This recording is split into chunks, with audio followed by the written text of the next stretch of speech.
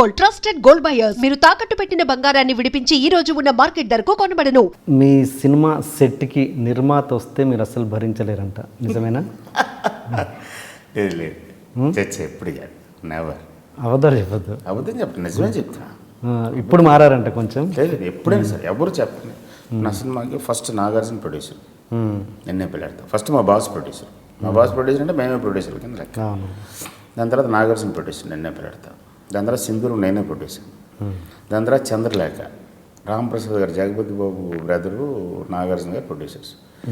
జగపతి బాబు గారు బ్రదర్ రాంప్రసాద్ అంటే నాకు చాలా ఇష్టం పర్సనల్గా, మనిషిగా కూడా చెమ్మఫీ పర్సన్. ఆయన నేను కలిసే చేసాం ఆ సినిమా. నా పక్కనే ఎప్పుడు ఉన్నారు సినిమా జరుగుతున్నంతసేపు. And I used to like his company. Chandralekha తర్వాత అంతఃపురం చేశాం. జమినీ కిరణ్ అండ్ భరద్వాజ వాళ్ళిద్దరు బిజీ పీపుల్. వాళ్ళు ఖాళీ ఉన్నప్పుడు వచ్చేవారు సెట్కి. నేనే చూసుకున్నాను మొత్తం అంతా. మార్నింగ్ వాళ్ళు సెట్ చేసి వెళ్ళిపోయేవారు. అంతఃపురం తర్వాత సముద్రం చేశాం. Samudram Bhagavan Danayya Pullarao producers. They are always on the set.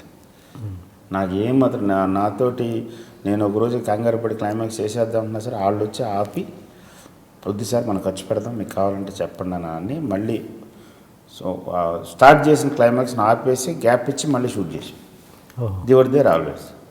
దాని తర్వాత మురారి రామలింగేశ్వరరావు గారికి నాకు సినిమా మధ్యలో because of some other thing ఒక చిన్న ఐడియా డిఫరెన్స్ వచ్చింది. ఆ ఐడియా డిఫరెన్స్ పెరిగి పెద్ద అవ్వకుండా ఆయన చూజ్ చేశారు. వాళ్ళ బావమరిది ఉన్నారు బుల్సుబ్బారావుతో ఫస్ట్ నుంచి చేయించారు. ఆయన ఉన్నట్టు లాస్ట్ వరకు. మేము సినిమా అయిపోయిన తర్వాత మాడుకోలేదు. అంతేగాని ఆయన వస్తే నేను వస్తే ఆయన అని అనుకోలేదు. ఆ తర్వాత ఆయన ఏదో హర్ట్ అయ్యారని తెలిసింది. ఎక్కడో ఏదో అన్నారు, స్టేట్మెంట్లు ఇచ్చారు, అన్నీ ఇచ్చారు. నేను ఎక్కడ రిటాలియేట్ చేయలేదు, ఎక్కడ మాట్లాడలేదు. బికాజ్ నాకు ఇవాళకి కూడా రెస్పెక్ట్ నా అందరు ప్రొడ్యూసర్స్లో కల్లా. మురారి లాంటి సినిమాని నాతోటి తీయించాడు ఆయన. అంటే ఎక్కడ అడ్డం పడలేదు. I was like full of my self. Murari is full of my self. నేను ఎవ్వరికీ ఆన్సరబుల్ కాకుండా చేసిన cinema. One of those films. 3-4 ఉన్నాయి. ఏ రకమైన ప్రెషర్ కానీ రిస్ట్రిక్షన్ కానీ లేదు. మురారి తర్వాత హిందీ అంతఃపురం, బోని కపూర్. తను బాగా బిజీ. సో నేనే ఉన్నాను సెట్లో, ఆయన లేడు. అప్పుడప్పుడు శ్రీదేవి గారు వచ్చి వెళ్ళిపోతూ ఉంటారు జోధ్పూర్లో ఎక్కడ. దాని తర్వాత ఖడ్గం, శంకర్ మధుమురళి నాకు ఫ్రెండ్, ఎప్పుడు నా పక్కనే ఉంటాడు. పొద్దున వచ్చి మేము ఇద్దరం కలిసి వెళ్తాం ఒకే కారులో. తనే మళ్ళీ తీసుకొచ్చి డ్రాప్ చేస్తాడు. సో అట్లా ఎప్పుడు నా పక్కన ఉంటాడు. He enjoys making film. కానీ క్రియేటివ్ ఎక్కడ వచ్చింది, ఎవరితో వచ్చింది? కళ్యాణ్ గారు నాకు సందమం ప్రొడ్యూసర్, అది బాగా బిజీ.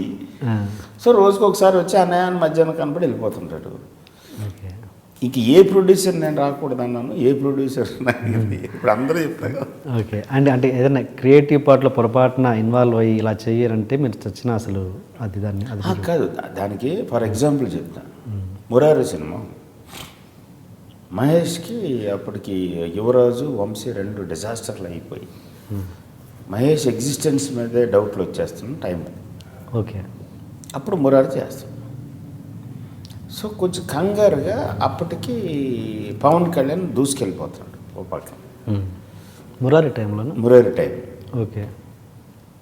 ఎక్కడ తెలియకుండా మొత్తం ఇండస్ట్రీలోనూ ఈ గ్రూప్స్ అన్నిట్లోనూ వీళ్ళిద్దరూ కాంపిటీటర్స్ అని వచ్చింది, Mahesh and Pawan Kalyan. Mahesh compare to Pawan Kalyan డల్గా ఉన్నాడు ఆ టైంకి. And Murari was the only hope. Murari మీద చెప్పడానికి డైరెక్టర్ పూర్తిగా కమర్షియల్ ఇంక్లినేషన్ ఉన్న డైరెక్టర్ కాదు మురారి డైరెక్టర్. ప్లస్ ఇది ఒక ఎక్స్పెరిమెంటల్ ఫిలిం వాళ్ళ దృష్టిలో. ఏం జరుగుతుందో తెలియట్లేదు. అది సాలిడ్ బౌండ్ స్క్రిప్ట్ పెట్టిన ఇది ఇలా హీరో ఇలాగా విలన్ అది కాదు. And a very invisible villain. మనకి విజిబుల్ విలన్ ఉండాలి. ఇన్విజిబుల్ విలన్ ఒక వెరీ హైలీ కాంప్లెక్స్డ్ ఏరియాలో సినిమా ఇది జరుగుతుంది. సో ఈ ప్రాసెస్లో వాళ్ళు మొత్తం ప్రొడక్షన్ సైడ్, హీరో సైడ్ ఒక సాంగ్ దగ్గర డిస్కషన్ మొదలైంది. అలనాటి రామచంద్రుడు అనే సాంగ్ పెళ్లి సాంగ్ డిస్కషన్. లాస్ట్ సాంగ్ మన తెలుగు సినిమా కమర్షియల్ ఫార్ములా ప్రకారం ఒక మాస్ సాంగ్ ఉండాలి. ఆంటీ కూతుర్రా తాత అని డ్యాన్సులు చేయాలి. ఎక్కడ ఎలాంటిదైనా సరే డ్యాన్స్ చేయాలి. బమ్మంటే ఉండాలి. అలాంటి ఒక చోట మనం తీసుకొచ్చి ఏదో పెళ్లి పాట అన్నారు ఎవరికాడికి. నాకేమో తెలుస్తుంది ఈ సినిమాకి సాంగ్స్లో లాస్ట్ సాంగ్ కింద ఇలాంటి సాంగ్ ఉండాలి 100%. లేదా అక్కడ కృష్ణ గారి దాకా కూడా ఇప్పుడు ఆయన కదా అందరికీ పెద్ద దిక్కు. ఆయన కూడా పిలిపించి ఏంటి అబ్బాయి అయితే అన్నాను. సార్ 2 ఆప్షన్స్ ఉన్నాయి సార్ నాకు సంబంధించిన వరకు ఈ సినిమాకి ఇలాంటి ఒక పాట కావాలి. మహేష్ ఏమో చెప్పలేకపోతున్నాడు. బికాజ్ ఫర్ మహేష్ పెద్ద డైరెక్టరు, పైగా తను ఇష్టపడ్డ డైరెక్టరు, చెయ్యాలి ఏది చెప్తున్నాడు. ఒక పక్కన ఇది ఉందో ఒక పక్కన అది నా దగ్గర అప్పటికి లేపడానికి ట్రై చేస్తే నేను చెప్పాను ఇలా మహేష్ రామలింగేశ్వరం అంటే లింగేశ్వరం చెప్పాను. వీళ్ళేమో దీన్ని మా మాట ఎట్లా అని కృష్ణ గారి దగ్గర చెప్పాను. కృష్ణ గారు ఏంటి అబ్బాయి ఇలా ఉంది పరిస్థితి, లాస్ట్ సాంగ్ కమర్షియల్ సాంగ్ ఉండాలి, దాన్ని కాకుండా బాబు మీద ఇలాంటి ఎక్స్పెరిమెంట్ అయితే కష్టం కదా, కరెక్ట్ కాదు, దీన్ని ఏదైనా. సో 2 ఆప్షన్స్ ఉన్నాయి సార్ దీనికి. ఒకటి నన్ను ఈ పాట చేయనివ్వటం, చూడటం. నేను చెప్తున్నాను సార్ ఇది పాట క్లాసిక్ ఉంటుంది, కొన్ని డికేట్స్ పాటు ఉంటుంది. ఈ సినిమా కొన్ని అప్పుడే చెప్పాను డికేట్స్ పాటు ఉంటుంది. అలాంటి సినిమా చేస్తున్నాడు నాకు తెలుస్తుంది. 2 ఈ క్షణం నేను ఎక్కడి నుంచి వెళ్ళిపోతాను. మీకు కావాల్సిన కమర్షియల్ సాంగ్ రికార్డ్ చేసుకుని కమర్షియల్ సాంగ్ షూట్ చేసుకుని పెట్టుకుని రిలీజ్ చేసుకోండి. ఓన్లీ నా పేరు వేయద్ది అంతే. సినిమా మీరు రిలీజ్ చేసుకోండి. I'm happy, I don't mind. మిగతా సినిమా అంతా ఫినిష్ చేసి చేస్తాం.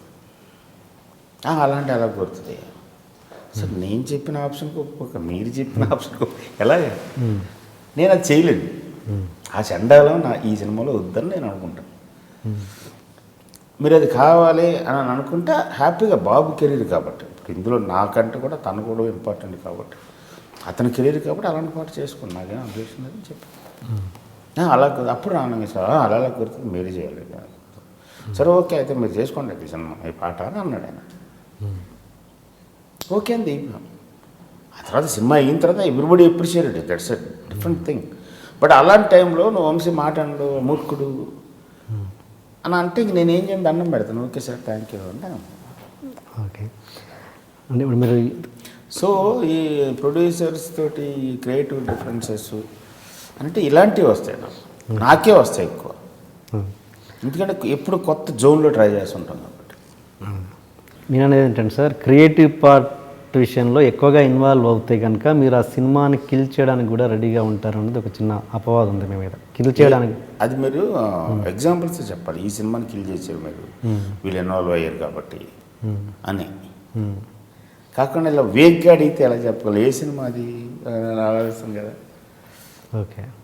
అండ్ మీరు ఇంతకుముందు డికేట్స్ పార్ట్ ఉంటుంది మురారి అన్నారు కదా, డికేట్స్ పార్ట్ గుర్తు చేస్తుంది ఎగ్జాక్ట్లీ అది హ్యాపెండ్.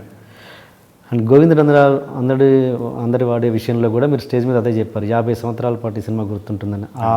ఆ మాట statement over confidence mistake. Okay okay. ఎందుకు ఏం తేడా జరిగి ఉంటుంది ఆ సినిమాలో? అది ఇప్పుడు చెప్పలేము. ఇప్పుడు హీరో ఇమేజ్, నా స్టేట్ ఆఫ్ మైండ్, ఆ సినిమా వర్కింగ్ కండిషన్సా, లేకపోతే కొంతమంది క్యాస్టింగ్ ఈ డిస్టర్బెన్స్ క్యాస్టింగ్లో, సో రకరకాలు ఉన్నాయి. Okay okay. But still it's not a failure. Yeah, మీరు అనుకున్న రేంజ్ రిజల్ట్ అయితే రాలేదు. అంత రావాల్సిన సినిమా అది మిస్ కొట్టదు. కొన్ని ఉంటాయి. అదే ఫెయిల్యూర్ చేసింది కానీ అది పైకి చెప్పగలిగేది కాదు. ఓకే. అండ్ మీరు స్టేజ్ మీద అంత ఎమోషనల్గా మాట్లాడారు ఏంటి? చెప్పాను కదా ఆ టైంలో బాగా లో పీరియడ్లో ఉన్నాను నేను. And Paisa took a lot of time like 2 years 3 monthsలో ఫినిష్ చేద్దాం అనుకున్నది 2 years అయిపోయింది. సో రకమైన డిప్లోకి వెళ్ళాం, ప్రొఫెషనల్గా డిప్లోకి వెళ్ళాం. పైసాకి ముందు సినిమా మొగుడు, లాట్ ఆఫ్ ప్రాబ్లమ్స్. మొగుడు సినిమా కంప్లీట్ అయితే చాలరా భగవంతురా అనుకునే పరిస్థితిలో ఆ సినిమా చేశాను. దాని తర్వాత పైసా. సో మెంటల్గా ఛార్జ్ లేదు. నాట్ బికాజ్ సక్సెస్ అదన కదా, నేను పని చేయలేకపోతాను. I'm not myself, I'm not able to be myself. Suffocate అయిపోతున్నాను ఆ టైంలో. టోటల్గా ఇది అనుకున్న ఆ టైంలో వేరే సినిమా చేద్దామని ట్రై చేస్తే చాలా చోట్ల కలుద్దాం సార్, తర్వాత చూద్దాం సార్, ఇప్పుడు బాగా బిజీగా ఉన్నాను సార్, ఇలాగా తెలుస్తుంది నాకు. రిజెక్షన్ మొదలైంది. టైం అయిపోయిందా, ఫైట్ చేయాలా, కమ్ బ్యాకా, వదిలేసి వేరే పని చూసుకోవాలా, అమ్మాయికి ఇచ్చిన డేట్లు చూసుకోవాలా, వెళ్ళి ఏం చేయాలి అనే దాంట్లో ఒక ఇన్సిడెంట్ జరిగింది. మీరు అడిగినా సరే చెప్పండి. నేను ఒక చాలా డ్రాస్టిక్ ఇన్సిడెంట్. అంటే సడన్గా నేను చాలా లోస్ చూశాను నా లైఫ్లో. చాలాసార్లు చాలా లోస్ చూశాను, చాలా డిసెప్షన్ చూశాను, చాలా డ్రామాలు చూశాను, చాలా పచ్చి మోసాలు చూశాను, భయంకరమైన వెన్నుపోట్లు చూశాను కెరీర్ బిగినింగ్ నుంచి. నా దగ్గర ఒకటి వెనక్కి తిరగగానే ఇంకోటి మాట్లాడేవాడు చూశాను. సొంత కూతుళ్ళ మీద ఒట్లేసి కోట్లు లేపేసిన చూశాను. కానీ ఇది ఎక్స్పెక్ట్ చేయలేదు.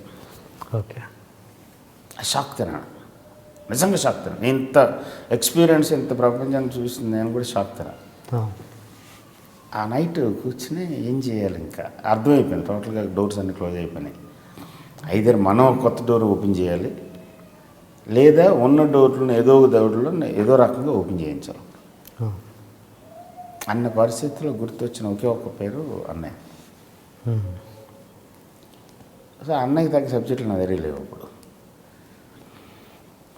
చరణ్ తోటి అంతకుముందు ఒక 2 years బ్యాక్ ఒక సినిమా అనుకున్నప్పుడు ఆయన అన్నారు, ఏదైనా మంచి ఫ్యామిలీ ఉంటే చెప్పు, నువ్వు బాగా ఫ్యామిలీ తీస్తావు కదా, చరణ్ ఫ్యామిలీ సినిమా అయితే బాగుంటుంది. And for more videos, Please subscribe to iDream. Please subscribe to iDream. Please subscribe iDream. And please subscribe to iDream. For more videos, subscribe to iDream. please like, share and subscribe to the channel. Congratulations, iDream. Subscribe to iDream. Subscribe to iDream. So subscribe to iDream Media. iDream ki iDream team andarki huge congratulations. Please subscribe iDream Media. Please subscribe to iDream. Subscribe iDream. Please subscribe to iDream.